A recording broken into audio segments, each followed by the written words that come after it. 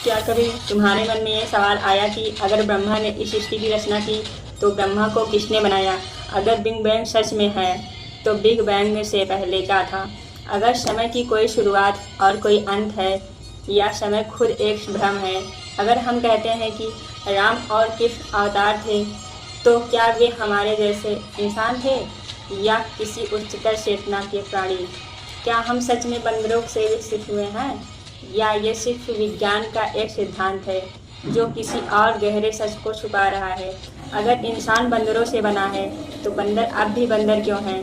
क्या हो सकता है कि इंसान पहले से ही धरती पर थे और हमने अपने इतिहास का बड़ा हिस्सा खो दिया है? क्या ब्रह्मांड में हम अकेले हैं या कहीं और सभ्यता भी है जो हमें देवताओं की तरह देखती है? अगर ईश्वर सर्वशक्तिमान है तो दुनिया में दुख और बुराई क्यों? क्या हम ईश्वर को खुद बना रहे हैं या ईश्वर ने हमें बनाया है? अगर आत्मा अमर है तो यह कहाँ से आती है और कहाँ जाती है? क्या पुनर्जन्म सच है या ये सिर्फ हमारे दिमाग का एक प्रकार का डर है कि हम मरकर खत्म हो जाएंगे? अगर हर धर्म अपने भगवान को सबसे बड़ा कहता है तो असली भगवान कौन है? या क्या हर भगवान एक ही सच का अलग नाम है? क्या हम जो वेदों और पुराणों से पढ़ते हैं वो इतिहास है या प्रतीकात्मक मनोविज्ञान? क्या रामायण और महाभारत वास्तविक घटनाएं हैं या किसी उन्नत सभ्यता की पुरानी स्मृति? अगर कृष्ण ने गीता सुनाई तो आज भी उसका हर शब्द क्यों प्रासंगिक लगता है? क्या उसमें कोई शाश्वत सत्य छुपा है? क्या इंसान का विकसित केवल शरीर का है या चेतना का भी कोई विकास होता है? क्या हम जो हैं वो सिर्फ शरीर हैं या शरीर से अलग कोई चेतना सत्ता भी है? अगर आत्मा और ब्रह्मा एक है तो हम खुद को अलग क्यों मानते हैं? क्या धर्म और विज्ञान वास्तव में विरोधी हैं या दोनों एक ही सत्य को अलग तरीकों से खोज रहे हैं? क्या हम रैखिक हैं या गोलाकार? क्या अतीत हैं या वर्तमान और भविष्य एक मौजूद है? क्या राम और कृष्ण किसी दूसरे युग के हैं, दूसरे चक्र के हिस्से थे जो हमें इतिहास जैसा लगता है? अगर ईश्वर सर्वव्यापी है तो मंदिरों और मूर्तियों में उसकी खोज क्यों? क्या जीवन का कोई उद्देश्य है या जीवन खुद ही उद्देश्य है? क्या हम किसी उच्चतर वास्तविकता के सपने में जी रहे हैं जैसे एक कॉस्मिक गेम? अगर सब कुछ माया है जैसा वेदांत कहता है तो मैं कौन हूँ जो इस माया को देख रहा है? क्या मृत्यु का डर ही धर्म है और ईश्वर की अवधारणा ही जड़ है? क्या इंसान की सबसे बड़ी खोज भगवान है या खुद को जानना? क्या ये संभव है कि भगवान इंसान को नहीं बल्कि इंसान ने भगवान को गढ़ा? अगर आत्मा जन्म और मृत्यु से परे है तो जन्म और मृत्यु का नाटक किस लिए? ये सवाल तुम्हें हिला देंगे क्योंकि ये हमारी मान्यताओं की नींव तक पहुँचते हैं। धर्म कहता है कि ब्रह्मा ने सब कुछ रचा, लेकिन फिर सवाल उठता है ब्रह्मा को किसने रचा?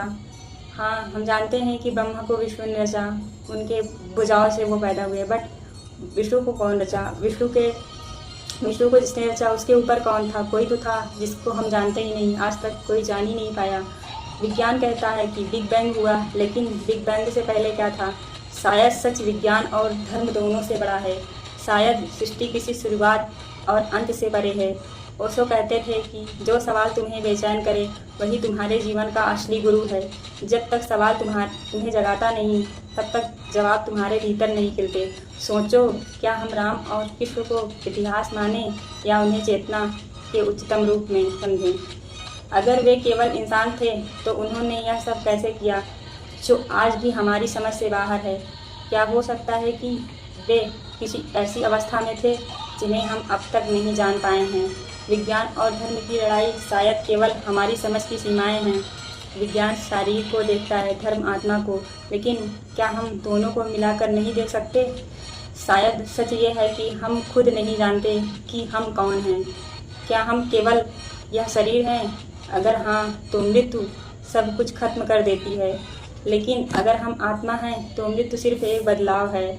और अगर आत्मा है तो वह कहाँ से आती है और कहाँ जाती है? हम कहते हैं कि आत्मा अमर है, लेकिन इस अमरता का मतलब क्या है? क्या ये जीवन केवल एक यात्रा का छोटा हिस्सा है या यह भी किसी सपने जैसा है जो एक दिन टूट जाएगा? ध्यान दो, हमारे पुराणों में समय का माप अरबों सालों में किया जाता है। एक कल्प ब्रह्मा का एक दिन 4.32 अरब साल का माना जाता है। विज्ञान भी कहता है कि पृथ्वी की उम्र लगभग 4.5 अरब साल है।